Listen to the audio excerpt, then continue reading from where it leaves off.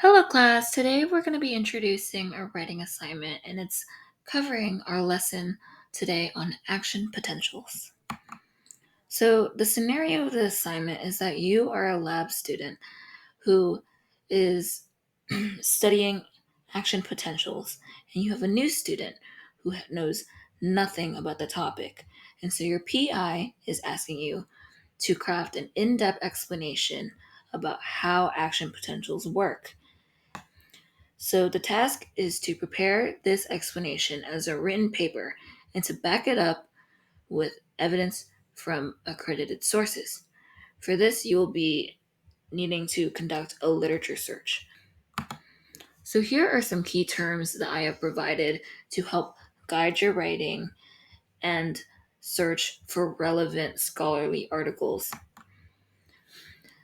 And here are three databases that I have listed for you. The only one that I'm going to show you today is ERIC because I think that it is relatively simpler than the other two. But if you would like to use the other two and you don't know how, feel free to stop by during lunch and I will be happy to help you on that. So we're going to go to ERIC. And here we see that like I said, the page is relatively simple. So we want to search up action potentials for a start because that's what the paper is going to be on. And so here are two options, right?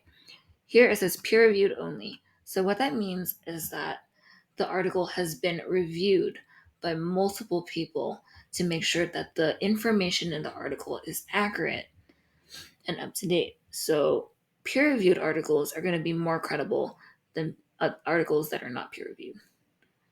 And personally, I like to check that and use those articles. Here it says full text available on ERIC. And so what this means is sometimes when you try to look up articles in databases, you will have to be either affiliated with an institution or there are extra steps that you need to take to access the full article. But if we click this, then that won't be necessary. We will be able to access the full article from the get-go. So that will save you some time. So now we're going to hit search. And here are all those articles. On the left here is a bunch of other filters that you can use to narrow down your search and find exactly what you're looking for. And these range from author to education level and so much more. All right. So here is an example of an article.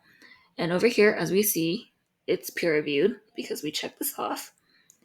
And here, sometimes it will say direct link. And when you click that, it will take you to a website with the article on the website.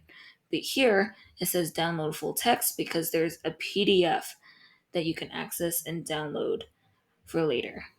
So we're going to click this. And it should take us to the full article that we could download, read, and then use in our paper.